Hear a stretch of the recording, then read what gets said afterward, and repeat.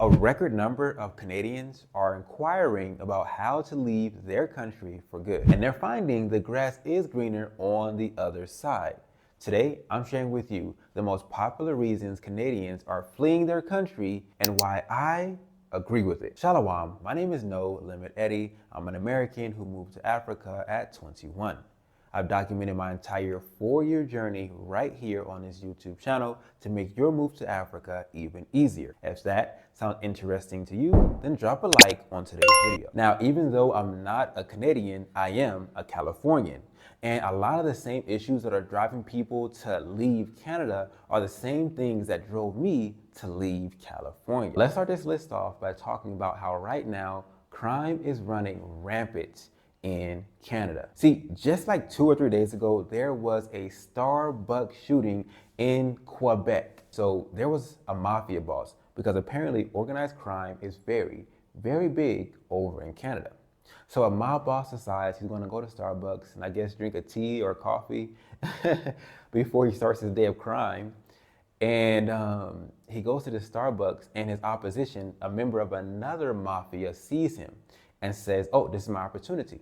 He takes out his firearm and airs the whole Starbucks out. Starbucks is a place where some of the most vulnerable people of society, right, our young students, our young women are going to get like a little sweet treat to start their day or to end their day or during their lunch break.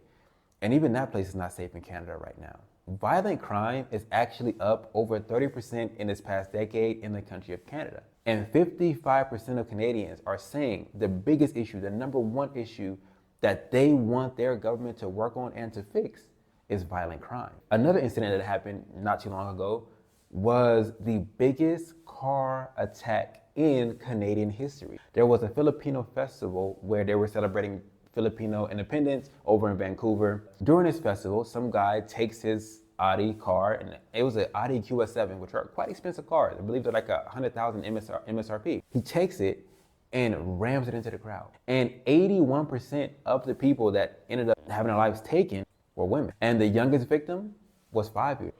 They're giving up so much freedom, giving up so much money in taxes, only to not even get safety in return. Like what's the point of it all, right? And that's how I felt when I was in California. But I go out on the street and there's homeless people everywhere. I try to walk my dog and I have to watch his feet because maybe he's gonna step on a needle that people were using to, you know.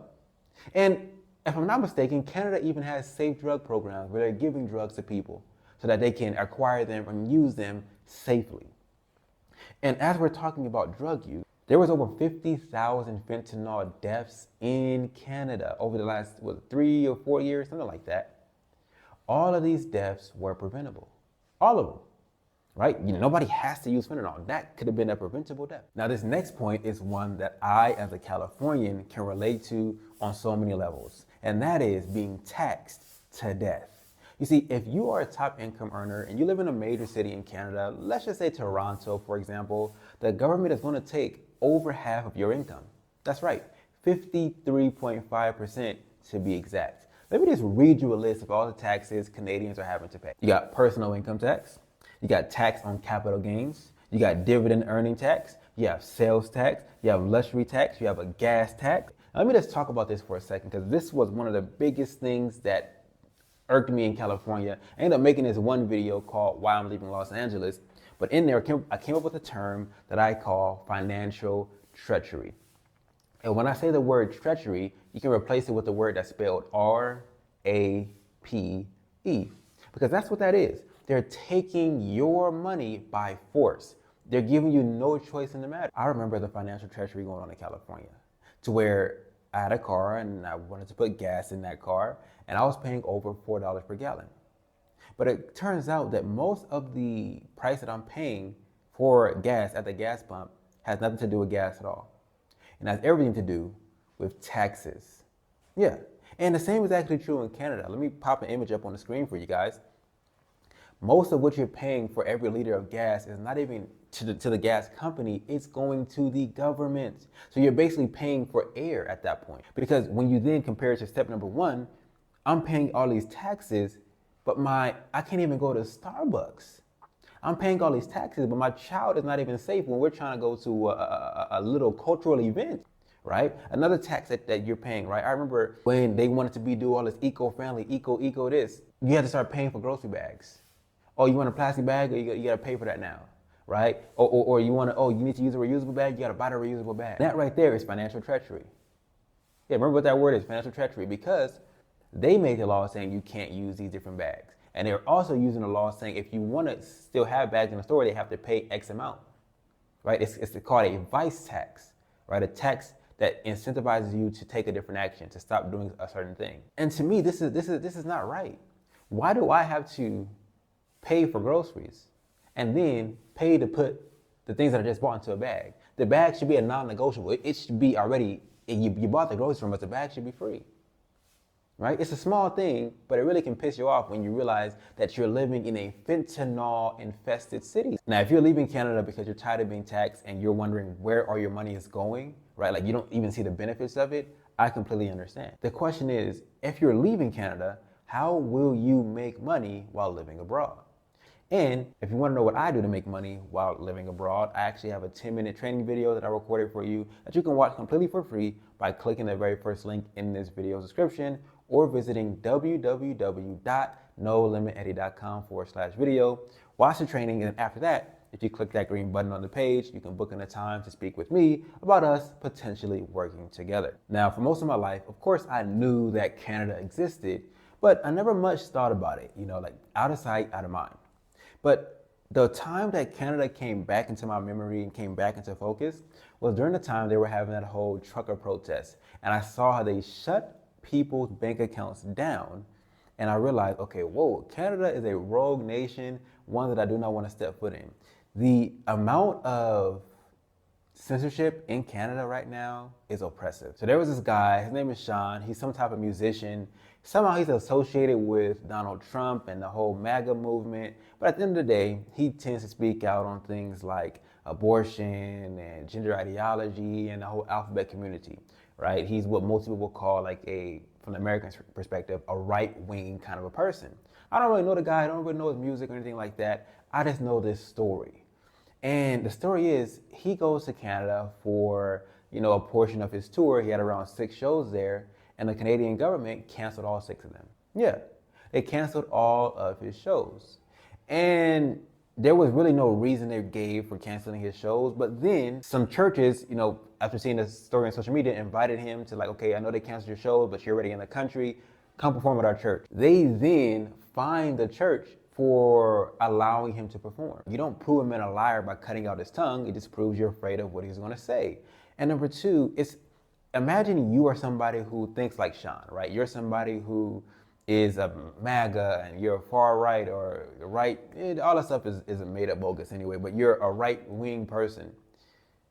And your government is suppressing that speech. Your government is banning that speech. Your government is, right? How do you then feel about that country?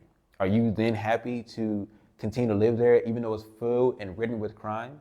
Are you then happy to live there even though you're paying a exuberant amount of taxes for them to then use the police force that you're funding to stop people who think like you?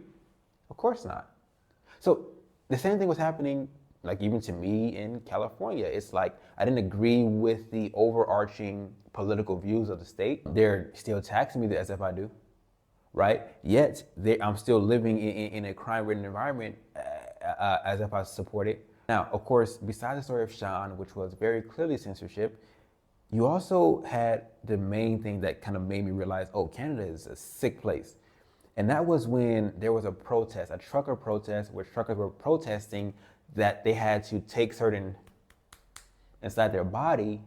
Yeah, you guys remember that, in order to drive and have their job. And what the government did was realize who was all at the protest and started to shut their bank accounts down. They shut down over 257 accounts. They got their Bitcoin wallet addresses and they couldn't shut those down, but they were monitoring them. They were pushing those out hey, watch these address. And the idea that if you say what we don't want you to say, we are going to come for your wallet. And so one of the reasons why I believe a lot of people right now are leaving the West is because they're realizing they're in a form of wage slavery. See, in the States, in Canada, in the West in general, in the UK, you have to abide by their system. You need credit to rent an apartment. You need to have a car. You need to have a good car. And in order to have a good car and have a nice place to stay, you need credit. In order to have credit, you need to have debt. In order to have debt, they're not going to loan to you unless you have a constant stream of income, right? In order to have a constant stream of income that they trust, you need W-2s, is what we call it in the States. But you need essentially a job, right? And you need to have worked that job for a certain amount of time. They put you in this system to where you need to work. You have to work to live. And what this allows them to do is anytime you get out of line, instead of physical slavery where they have to crack a whip over you, they just grab your money. Oh, you said, what about the LGBT community? Take your money. We're going to make you to lose your job. We're going to debank you, but you're no longer going to be able to use our bank. And the only way to kind of escape that is to no longer be within that system. But to live in a land like Canada, live in a land like America, live in a land like the UK, and not be in that system is virtually impossible. And this is why so many people are leaving. I'm in a position right now in life where I'm able to, for the most part, say what I want to say and say what I truly believe. And I've gotten here because there's no boss that can fire me. I've learned skills, and those skills, as they say, pay the bills. Skills pay the bills. And so if you also want to learn how to escape wage slavery and generate money for yourself to where you can speak how you want to speak and say what you want to say and live how you want to live and wake up when you want to wake up and wear what you want to wear, right? You want to live like that? Go ahead and click the very first link in this video description, watch a 10-minute training video that I put together for you, and then if it makes sense, you can apply to speak with me on a phone call, or we can talk about the idea of starting a business together. First link in this video description, or visit www.nolimiteddy.com/video. This is one of the biggest reasons why I left Los Angeles, and it was this whole idea of woke culture. Canada actually takes this whole woke culture ideology way too far. Let me give you a super quick example. There's a town in Canada called EMO, right? And this town only has 1,200 residents. Okay, very small town. So small, in fact, it doesn't even have a flagpole. Now, I'm mentioning a flagpole for one particular reason. There is an organization called Borderland Pride. Think of them as basically BLM, but for the alphabet community, the gay community. The Borderland Pride makes a request to this town, I want you to fly the pride flag. The town refuses, the town gets sued, the town then has to pay money to the victims. They lost actually $15,000. So the city itself had to pay $10,000, and the mayor of the city had to pay $5,000. And what's sick is that the mayor actually had his bank accounts garnished. So the government just pulled the money out of his account. And in Canada, your money is not even your money. The government has your money, and the government controls your money. You are essentially a slave when you live in Canada. So I agree with you leaving. I support you leaving. In fact, I might even encourage you to leave.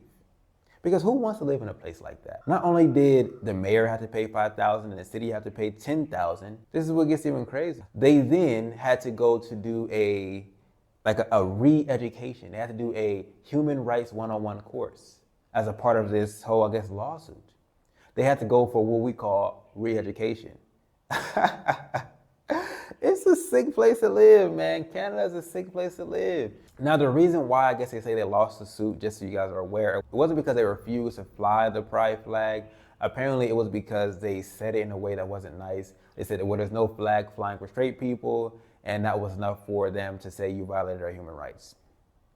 Yeah, either way, it's sick. Even beyond that, at the same time as they're saying, yeah, fly these flags in your city halls, they're saying you can't wear religious paraphernalia when you're working in government jobs. Yeah, so there was something called the Quebec Secularism Law, and it bans the wearing of religious symbols in public for jobs who are like teachers, who are principals, who are police officers. So you can't wear a cross if you're a police officer or a teacher or anything like that. You cannot wear what the little thing, the hat that Jewish people wear, or you can't wear your hijab if you're a Muslim at these certain offices.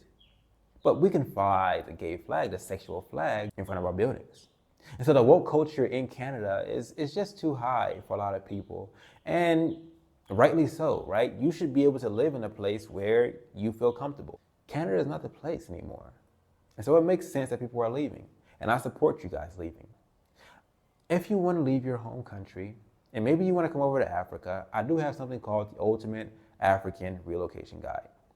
You can pick up your very own copy by clicking or scanning the QR code on your screen right now. Use your phone to do that. Or you can also visit www.nolimiteddy.com/book. Yo, don't stop here. Check out this video where I reveal why, after leaving my home country of America for over 4 years, why I still have zero plans of returning.